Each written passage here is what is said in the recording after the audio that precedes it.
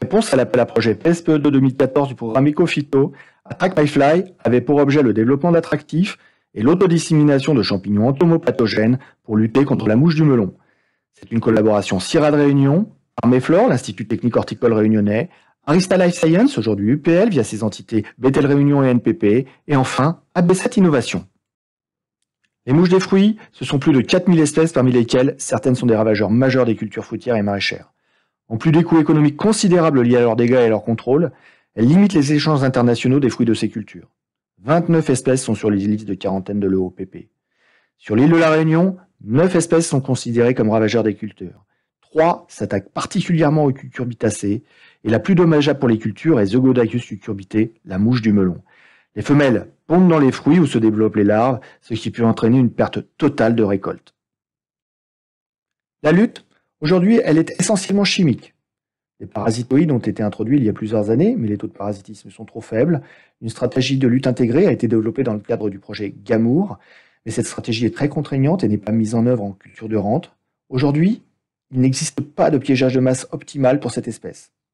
Il existe un attractif puissant et spécifique, le culure, mais il n'attire que les mâles et n'est autorisé qu'en surveillance, et l'on ne connaît pas d'attractif des femelles qui, elles, sont responsables des dégâts. Une amélioration stratégique serait de cibler ces femelles. D'une part, depuis plusieurs années, Arista formule et commercialise des souches de champignons entomopathogènes du genre Beauveria, une souche de Beauveria oplokeli et 2 souches de Beauveria bassiana. Arista recherchait de nouvelles cibles, de nouveaux usages pour ces souches, et l'on sait que certains Beauveria peuvent être pathogènes des mouches des fruits. D'autre part, de son côté, le CIRAD avait réalisé des travaux d'écologie chimique qui avaient permis d'identifier à partir d'odeurs de fruits, donc des chiromones, 2 composés qui, au laboratoire, attirent les femelles de la mouche du melon autant que le fruit qui leur est le plus attractif, le concombre. Pour cibler spécifiquement les femelles de la mouche du melon, le projet Attract My Fly avait 2 objectifs distincts. Le premier est d'élaborer et évaluer une technique d'autodissémination des spores d'une souche de Beauveria commerciale via les mâles attirés par le culure, l'attractif spécifique des mâles. Le deuxième objectif était de mettre au point et d'évaluer en plein champ un polymère attractif diffuseur des 2 chiromones qui avaient été identifiés au laboratoire et qui permettrait de piégeage de masse des femelles. Le principe de la première stratégie est d'attirer les mâles à l'aide du culure dans un dispositif contenant les spores du champignon, qui s'y contaminent et qu'ils en ressortent pour aller contaminer les femelles lors de l'accouplement. L'intérêt de la stratégie est qu'elle nécessite peu d'inoculum et qu'elle est censée être très spécifique puisque le culure attire spécifiquement les mâles et de permettre la dissémination précise des spores puisque réalisée par l'insecte cible.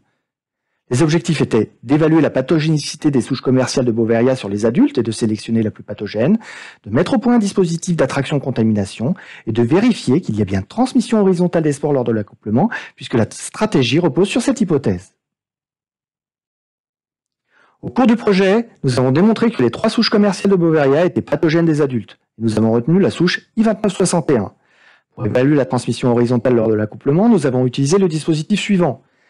Les mâles sont mis en contact avec le produit commercial, puis sont isolés pendant 1 heure ou 24 heures, ce temps simulant le temps entre la contamination du mâle et sa rencontre avec une femelle. Puis, un mâle et une femelle sont regroupés dans une enceinte d'accouplement pendant 18 heures. Il faut savoir que pour cette espèce, les accouplements peuvent durer plus de 10 heures. Les couples sont filmés pour savoir s'il y a eu accouplement.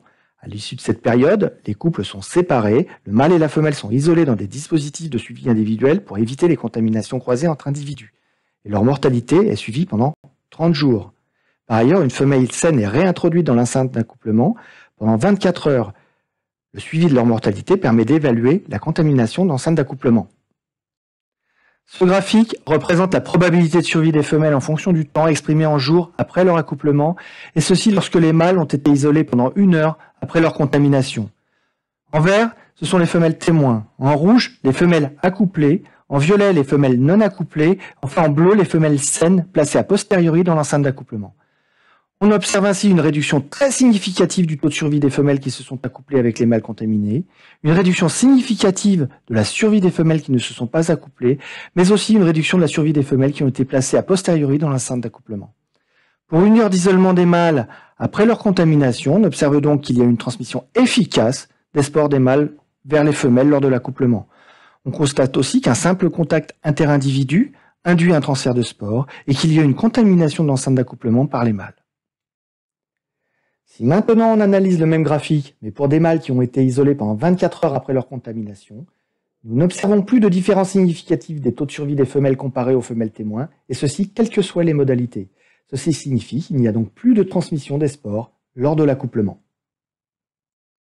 Pour comprendre cette absence de transmission 24 heures après la contamination des mâles, nous avons cherché à estimer le nombre de spores disponibles à la transmission sur le mâle en fonction du temps. Pour cela, nous avons contaminé des mâles, nous en avons prélevé à différents temps après leur contamination, nous les avons placés dans un tube contenant du tampon, vortexé ces tubes pour mettre les spores en suspension, puis étaler cette suspension sur boîte de pétri pour estimer le nombre de colonies.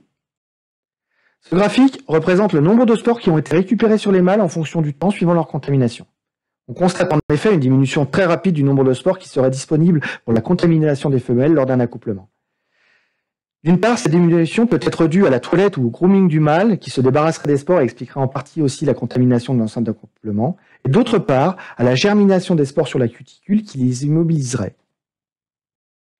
En conclusion, jusqu'à 1 heure après la contamination des mâles, il y a bien transmission de spores lors de l'accouplement, ce qui réduit très fortement la longévité des femelles. Mais cette transmission diminue très rapidement au cours du temps pour être inexistante 24 heures après la contamination des mâles. Concernant les perspectives de cette première stratégie, nous avons vu d'une part, la période pendant laquelle le mâle est infectieux est très réduite, ce qui limite la possibilité d'accouplement avec transmission au champ, et donc limite fortement la possibilité que cette stratégie ait un impact sur les populations de mouches des fruits au champ. D'autre part, on observe aussi une dissémination des spores dans l'environnement, ce qui rend cette stratégie moins spécifique et moins précise qu'attendue, et limite son intérêt. Aujourd'hui, nous doutons que cette stratégie puisse être efficace au champ. En tout état de cause, elle nécessite d'autres travaux de recherche. Une partie des résultats portant sur cette première stratégie a fait l'objet d'une présentation au congrès de la Society of Invertebrate Pathology ainsi que d'une publication dans la revue PLOS ONE. Une autre sera soumise prochainement sur les aspects de transmission. Elle a aussi fait l'objet de présentations dans le cadre des RITA et de publications dans la revue Fertile à destination des agriculteurs. Et elle a participé à la formation d'un doctorant et de 5 masters. Je vais maintenant vous parler de la seconde stratégie. Celle-ci a pour objectif d'attirer spécifiquement les femelles de la mouche du melon à l'aide de kéromones, l'enjeu étant de les piéger. Les objectifs dans le cadre du projet Attract My Fly étaient de mettre au point un polymère diffuseur des kéromones C1 et C2 qui avait été caractérisé au laboratoire, de choisir un dispositif de piégeage, d'évaluer le polymère attractif par des lâchers-recaptures en conditions semi-contrôlées et d'évaluer ce polymère attractif au champ. ABC Innovation, qui maîtrise la technologie, a réussi à incorporer les deux kéromones C1 et C2 à différentes doses dans un polymère diffuseur. Nous avons démontré d'une part qu'au laboratoire, ces polymères incorporant C1 et C2 attiraient les femelles autant que le fruit le plus attractif, le concombre. D'autre part, en grande cage, dans les tests de lâcher-recapture, à l'aide de pièges Tefritrap à eau, ces polymères permettaient une recapture très significative des femelles. Nous sommes alors passés au stade d'évaluation au champ en collaboration avec l'Arméflore. Les polymères incorporant les kéromones C1 et C2 aux différentes doses ont été évalués dans des essais répétés mobilisant 24 parcelles réparties dans les zones de production des cucurbitacées réunionnaises. Les piégeages ont été suivis sur des durées de 14 à 118 jours. Ce graphique représente le nombre de captures journalières. Pour cet exemple, il s'agit d'un polymère qui intègre 56 mg de matière active des kéromones C1 et C2. Ce résultat illustre que le polymère intégrant les deux kéromones attire très significativement les femelles de la mouche du melon. On observe également une attraction très significative des mâles de la mouche du melon, mais aussi de la mouche des cucurbitacées de l'océan Indien, Bacchus demeresi. Il s'agit d'une des 3 mouches des fruits ravageurs des cucurbitacées à La Réunion.